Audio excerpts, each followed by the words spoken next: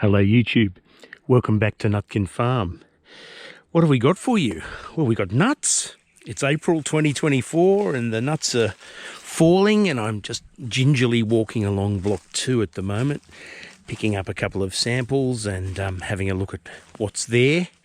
Haven't had the full drop yet, but it's definitely happening, because as I walk among the trees, every so often I hear the sound of a nut falling on the ground. And so they're not quite thick on the ground yet, but there certainly will be something to pick up as we go. And as I drive around the northern rivers, I've noticed skip bins out in front of properties, and so macadamia farms are definitely picking up their nuts and sending them to someone. And following my last video, certainly people have made a choice, or they've independently made a choice of which processor to go with. And, you know, once that skip bin disappears, the farmer really never sees the nuts again. And the topic of this video is, should we worry about that? And what can we do about it? Speaking of offers, there's one I didn't cover because I saw a grainy copy of it and I thought it was nearly too dumb to be true, but it turned out on further investigation after I did my video that the offer was real. Came from a company or business called MGA. I don't know who they are or who's behind them, but they had a whole pricing table which looked very attractive on price, until you read the bottom line, where in the fine print it said every shipment is subject to a 7.5% handling fee. And so every price in that table was discounted by 7.5% in terms of what you got at the end. And so the good price started to look like quite poor prices. Apparently they put their offer up later, but what a trick. I mean, you know, it's charging a handling fee when you're a macadamia handler. It's like me running a bakery and you coming into my shop and buying a $5 loaf of bread and then me charging you a 7.5% baking fee. You know, it's what you do. You don't charge for doing your job. I felt like ringing up MGA and saying, yeah, listen, you know, you can have my nuts, but I'm going to charge you a 7.5% farming fee. Is that good for you? Anyway, I'll leave that offer alone. You know, obviously, if you're considering supplying MGA, just look at the fine print. It isn't that hard to find. It's just that I hope nobody is, in fact, taken in by just looking at the table of prices. Right here, I'm in Modenville, which is between Dunoon and Lismore. No reason not to grow macadamias here, but there aren't that many macadamia farms. This particular guy is growing what looks like a mix of A varieties and Hawaiian varieties. And obviously some of them are high kernel recovery. Some of the old Hawaiian varieties have quite thick shells, and they all have their place in the marketplace. My last video on macadamia pricing did cause a little bit of feedback, and it turned out I managed to compare about 11 of 16 offers in the marketplace for prices and other conditions. And while the information I gave at the time was correct in terms of pricing, there was one mistake I made, and that was regarding Macadamias Direct, which I mistakenly said was Chinese owned, and it's not. And I publicly apologise to Macadamias Direct. They're actually owned by a company called Finasuka, which is a Belgian family company that owns Bundaberg Sugar. And like CSR did in the 60s, they've developed an interest in macadamias as well. And by way of apology, I'm showing you their wonderful processing factory here in Dunoon, which is clattering away loudly now, processing the macadamias that are being picked up in the fields. And don't ask me what's going on inside all those tubes and silos and everything, but whatever it is, it sounds noisy. It sounds like nuts. Anyway, that's a macadamia processor in full swing. But is what we're looking at a bit of an endangered animal? And some of the feedback I got privately from that pricing video uncovered something I didn't expect, and that was some real tension between those macadamia handlers that ship their nuts in shell off to China, and those who process the nuts in Australia for kernel, like Macadamia's Direct here. There's others that have feet in both camps, such as Marquis. They do a lot of both. But a lot of the processors fall into one camp or the other. And it did raise some interesting points. Of course, from a farmer's perspective, we just want a good price for our nuts. And, you know, it's quite easy to look at them in a skip bin going off to whichever processor or handler and not care terribly much what happens to the nuts or where they go, just so long as we get a good price for them. And it certainly became a big issue when the prices started going down and farmers were, you know, grabbing at any possible price chance they could get to get, you know, some sort of return. We had one of the local growers in Rosebank form a sort of a informal alliance of local farmers, and he got container loads of macadamia nuts and shipped them direct to China, cut out the middleman and distributed the money amongst the farmers he was acting for. A true little local cooperative. And by all reports, they got a much better price by doing that than they did by giving their nuts to any of the traditional processors. That's carried on a little bit this year, even though the price has increased. And the tension was basically this, and I've got a lot of this from an insider in the macadamia industry, who I must say is very much on the side of the kernel processors who process the nuts here. What he revealed was, you know, a bit like what we'd suspected, and that is the Australian domestic market ran out of kernel at the end of last year. The nuts had largely been shipped off to China as nut in shell in too greater numbers, and so the local processors didn't have enough raw material to turn into nuts for our market.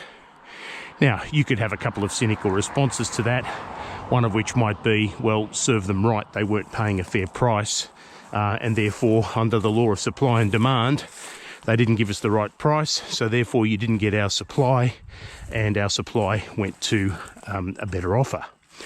And look, that's fair enough as well. The point this insider made was that, you know, when you do that, you've got a problem in that, you know, local industries that use macadamias either for retail packaging as snacks or as ingredients or as, you know, other export products such as chocolate-coated macadamias, if they run out of a reliable supply, they stop using them, or they find other nuts to substitute them with. And so, to the extent that there is a local industry here in Australia for Australian consumption, which is obviously the safest market Australia has, when the nut goes over to China, it does harm the other follow-on local industries that need a reliable supply of nut. Again, you might be saying, well, look, who cares if they're not prepared to pay a decent price? Why should we care about them? We're hardly first on their charity list. As we saw last year, and, you know, we shouldn't really put them on our charity list either. I get that, I sympathise with that.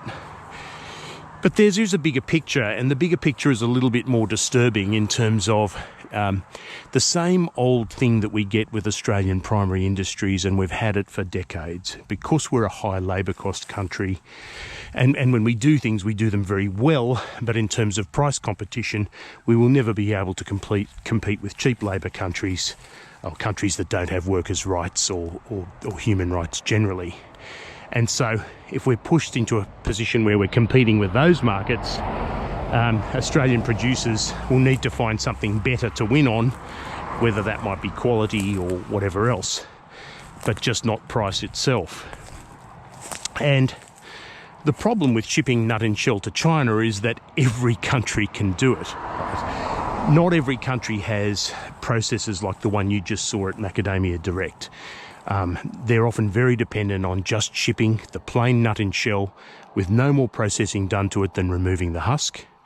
And they can have huge bulk shipments of nut in shell that will, in the long run, compete on price favourably to the Australian crop. So engaging in that market of shipping nut and shell to China doesn't seem to be a terribly good idea in the long run. Well, what's the answer to that? Well, other parts of primary industry have just raised the white flag sometimes. I mean, we used to ship chilled meat to Indonesia, and now we ship live cattle with all the problems that entails. We used to ship steel, now we ship iron ore. And there's a number of parallel examples, and if you apply that to macadamias, then yeah, perhaps we are going to be shipping nut in shell and not processing things locally. But that's probably a mistake, my opinion this time, in that we've got a market positioning in Australia where we can have some of the finest nuts in the world growing in the climate where they're meant to be growing in, and producing high kernel recoveries, large nuts, and desirable high-end macadamia products. And we can do that in a better way than many other countries around the world. Hawaii was very good at it, but they, in a way, got priced out of the market before we did. South Africa can be good at it in places, but Australia is the real, quality source, and I tend to think that our future as an industry is in quality kernel as opposed to nut in shell. But supposing I'm wrong, supposing the answer is nut in shell, are we actually going the right way about growing for the nut in shell market to begin with? So the Australian Macadamia Society has been encouraging us for a while now to grow high kernel varieties, nuts that have a fairly thin shell and sometimes a thin husk as well, because the high kernel recovery means you're going to get more nut out of every round ball.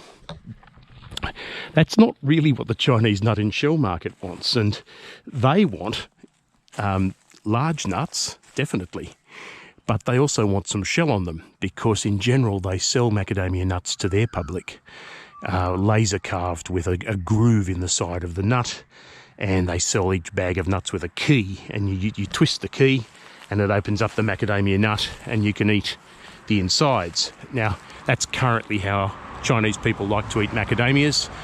It's a assurance of quality, freshness, that it actually really is a macadamia nut, rather than being fooled into something else. Consumer laws not being particularly advanced over there. But if you were growing for the Chinese nut in shell market, you probably wouldn't be growing A variety trees like what I'm seeing here. They look like A varieties for the most part.